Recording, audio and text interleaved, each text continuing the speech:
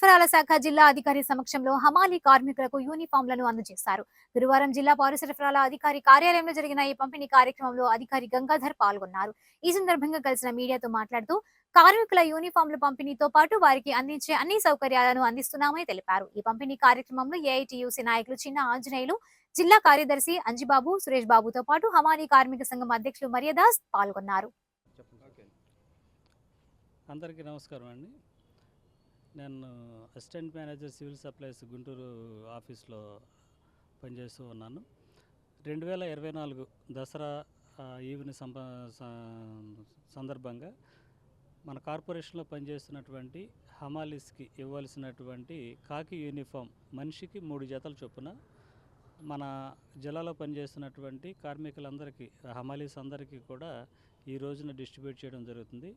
మన ఏఐటియుసి రాష్ట్ర జిల్లా నాయకుల సమక్షంలో ఈ యొక్క పంపిణీ కార్యక్రమం అనేది చేపట్టడం జరిగింది.